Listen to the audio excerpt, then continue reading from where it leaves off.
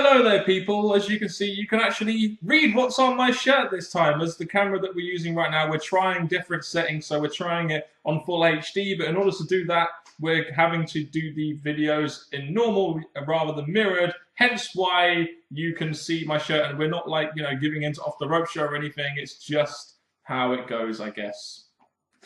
People, in this video we're going to be giving you the predictions of Elimination Chamber 2013. Indeed, so if you would like to subscribe up above or down below as it is now, comment this video and like this video down below. Please make sure to subscribe to us in the links in the description box below. Yes, and this is the last time when you can send in also your WhatsApp videos for our Elimination Chamber review. All your WhatsApps will be combined together to make an intro and an outro. This is what you need to be sending in to us by Sunday, which is also NJ's birthday. And you've witnessed something brilliant here, guys. You've witnessed the first ever non-mirrored WhatsApp. How does it feel, NJ? Weird. It does feel a little bit weird, doesn't it? I look at myself thinking my head looks a little bit bent, but there we go. So going into Elimination Chamber 2013, how would you feel about how this pay-per-view has panned out so far? There's only one match I'm looking forward to seeing, and it's more the outcome and how they wrap it up more than the match itself. Now, the matches don't look too bad. I mean, you've got a pretty good main event in Rock and Punk. The card looks pretty solid, to be honest. It's just whether or not they really deliver on this card. We'll begin with the pre-show match, which is Brodus Clay and Tensai versus Team Rhodes Scholars. Why is it that they broke up and now all of a sudden they're back as a tag team again in the pre-show? Probably to do a job to Brodus Clay and Tensai. With these two team jobbers, because they're coming to be a little bit like the prime time, because every match they get, single or in a tag team, they're losing. Exactly. So yes, they're getting a pay-per-view shot, but it's a pre-show, and because they're in a pre-show, because they've been losing week after week after week, I think they're basically going into this match just to give Brodus Clay and Tensai, a new tag team, the win. And indeed, and I think as much as I don't really want Team Rhodes Scholars to lose, I mean, I grew a mustache, for God's sake, to support Cody Rhodes. Brodus Clay and Tensai are the new tag team, so they probably should go over here, in my opinion. Not really too bold about this. It's not something I'm really going to watch. So, unlike Miz and Cesaro before Royal Rumble, for example. I really don't care if we miss this, because I can pretty much predict it. They've not given me any reason to think Team Rhodes Scholars are, one, going to be back together even though they broke up, or going to win this match. Apparently, we have a Divas Championship match on the card, according to Wikipedia. Caitlyn versus Tamina Snuka. Did they build to this at all? It's been teased now and again, like the Battle Royal, where all the Divas were battling their ace outside looking at each other. So they've teased it, but announced it, no. Caitlyn will win, no doubt. She's just become the Divas Champion, so I see no reason why Tamina Snuka should win this match, really. It kind of reminds me of Elimination Chamber 2012, where Tamina went up against Beth Phoenix, and we kind of knew she was just going to be a sort of filler feud for the Divas Champion going into WrestleMania. Sadly, that's the way I see it. As much as it's going to be a short, probably one-off feud with Caitlyn picking up the win here, I do wonder when are the Divas actually going to have proper feuds that actually mean something than just these quick ones moving on one after the other. Now, they had a tag team match last year at WrestleMania with the Divas. Do you think this year they may have a Divas Championship match, or do you think that might just be left off the card? Because I don't feel the Divas Championship match is in line for WrestleMania, to be honest.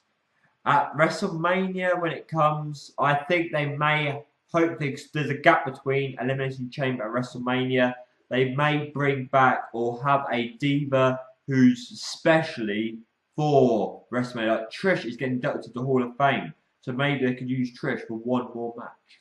Who knows? We have Antonio Cesaro versus Miz for the United States Championship on the pay-per-view this time. Thank you very much. I didn't think this match should have been pre-show Royal Rumble, but this is a match that I am slightly looking forward to. I think Antonio Cesaro and Miz are the perfect feud for each other, to be honest. The shame is it's not their first match against each other. Their first match was a pre-show match. Now they're actually on the pay-per-view. So to me, it doesn't feel as special as it could have done if it was their first match actually on a pay-per-view. But with this, as much as I am supporting The Miz, I do think Antonio Cesaro will retain. Yep, I also think Antonio Cesaro will retain, so I see no reason to give Miz the US Championship unless you're really going to push him as some kind of top future babyface for the company. The Shield, consisting of Roman Reigns, Dean Ambrose, and Seth Rollins, versus the Breakfast Club, consisting of Ryback, John Cena, and Sheamus in a 6-man tag match. You know, I must admit, I'm sort of looking forward to this match. I mean, to see if the Shield may actually be able to beat the Breakfast Club. It'll be an interesting match. Well, going into this predictions video, I said it's going to be one match out of the whole card that I'm personally looking forward to. Not the match itself, more how they finish it. Because in my eyes, they've got the Shield, who could really do with a big win, especially when you're against 3 of the top wrestlers in one match. And plus, with this win, it's going to build the Shield up to whatever's going to happen at Mania. On the other hand, you have the faces winning. If the faces win, I would like to see how WWE book the Shield still look dominant, still able to come out this match and still be a better faction than any past faces. Yeah, I mean, to be honest, the Shield have been booked quite strong. So even if they lose this match, I don't necessarily think they'll be buried. I think, to be honest, you've had Sheamus, who hasn't really had a big pay-per-view win since SummerSlam. You've had Ryback, who hasn't really had a big pay-per-view win at all, if you think about it. And John Cena, who has won the Royal Rumble. Now, I believe the babyfaces need to win here for a simple reason. Ryback and Sheamus need a win. I mean, for God's sake, they've been losing at pay-per-views, even though the YWC has enjoyed them losing. They need a damn win, and Cena's going to be facing Rock at WrestleMania. You can't really afford to have him lose. So this is why I feel the babyfaces really do have to go over here. I'm going to be more on the heel side base because between after the Chamber up to Mania, I have a big feeling the faces are going to be probably heavily booked. So why not have the heels get a big pay-per-view win for the next month or two leading up to Mania, where the faces are probably going to get heavily booked. Cena's going to look like Superman going up to WrestleMania ready for The Rock. Sheamus will probably still get the same, and Ryback, well, he's continuously going to get good booking. So I think why not give the Shield one more big pay-per-view win, and then before it all goes back to the faces. The one Elimination Chamber match we have is to determine the #1 contender for the World Heavyweight Championship, owned by Alberto Del Rio. At WrestleMania 29, we have Chris Jericho, Daniel Bryan, Kane, Mark Henry, Randy Orton, and the All-American, American All-American, Jack Swagger. This is an interesting one.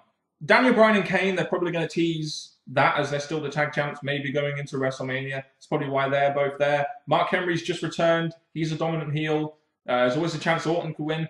I believe they may, if they want to, have Chris Jericho win the Elimination Chamber and maybe have Del Rio cash in on Ziggler cash in on Del Rio maybe later. I believe there's many different ways they can go about it here. I think Del Rio should keep the belt and they should have a Mark Henry go up against him at WrestleMania, personally. But they may go down the route of Jericho, maybe Ziggler cashing in and going through a Jericho-Ziggler match at WrestleMania, which, even though the YWC would like it, we've seen before. If I was to cancel this down, we've got Kane and Bryan. They're going to week after week after week, month after month after month, pay-per-view after pay-per-view after pay-per-view. They're teasing a breakup and possibly a feud. We've got Jack Swagger just returned. Do I impress you now? I still think they're going to build it more into that storyline. We've got Randy Orton, Jericho, and Mark Henry. Randy Orton, Chris Jericho, and Orton. Those three, I think, they're the three that are going to stand out as being probably the final three, probably linking up to some kind of match, possibly breaking up a feud from this. But the winner, I'm going to think it's more leaning towards Jericho. Yeah, I mean, I think Mark Henry should win personally if they're going to keep the belt on Del Rio. If they want to push Del Rio as this big babyface, do what you did. Do what you didn't do at WrestleMania 27 and give him a big pay-per-view win at a signature pay-per-view against a guy like Mark Henry. This is how I feel it should go down. I feel since Del Rio is going to be keeping the belts at this year's Elimination Chamber going into Mania, they need a heel, and I think that heel should be Mark Henry personally. And that really brings us on nicely to the next match, which is Alberto Del Rio versus Big Show in a singles match for the World Heavyweight Championship. They had 2 last man standing matches, and they're going to end the feud possibly in a singles match with no real sort of stipulation or anything. I see no one else other than Del Rio winning here. This should be a solid match in my opinion. They've been having some very solid matches as my laptop decides to make a noise. How convenient. I'm really not overly caring for this feud. They put on good matches, but the Sheamus feud was more interesting for me. This match, I do see Del Rio somehow winning again.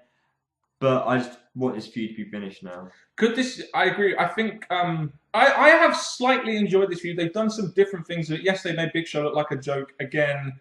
But you know, I quite like the face push of Del Rio. I wasn't really into it at first, but I can see this being a decent bit of business for WWE. I see Del Rio, like I said, retaining this belt of this match and going into WrestleMania as the whatever champion, unless Dolph Ziggler cashes in Money in the Bank, and then that gives us Jericho versus Ziggler or something like that, or maybe a freeway with Del Rio in there. Who knows? But I really think Del Rio needs to keep that belt going into WrestleMania, especially as they've just turned him face. You can see that they really want to try and do something big with him with regards to making him really appeal to the Latino and Hispanic market as a babyface, which, let's face it, Sin Cara couldn't do. Sadly indeed, even though he tore his patella tendon. So then we get onto the main event. The Rock versus CM Punk 2. Now, I just want to say something while I'm here. A lot of people in the YWC are complaining about Rock versus Cena 2. And I find it very hypocritical that people are actually looking forward to The Rock and CM Punk, even though that is another match that has been done twice. Well, I think when it comes to Mania, the difference is the fact when it comes to Mania, everyone's looking forward to that. They didn't really hype up CM Punk and The Rock being once in a lifetime. Cena being Superman, that's why they made it seem like once in a lifetime speciality. So to be honest, the fact we're getting CM Punk versus The Rock twice, it's more understandable than a whole year between Cena versus Rock and then Cena versus Rock 2. There's a whole year, and it's a bit bad that the WWE thought there's been a whole year, but we're giving the same match again. I think it does make sense to have Rock and CM Punk go twice. Don't get me wrong. It annoys me a little bit when people moan about Rock and Cena 2. Oh, we don't want to see this match again. But as soon as the internet darling CM Punk gets a rematch against Rock, it's fine. That's all I'm going to say about that. This is a singles match for the WWE Championship.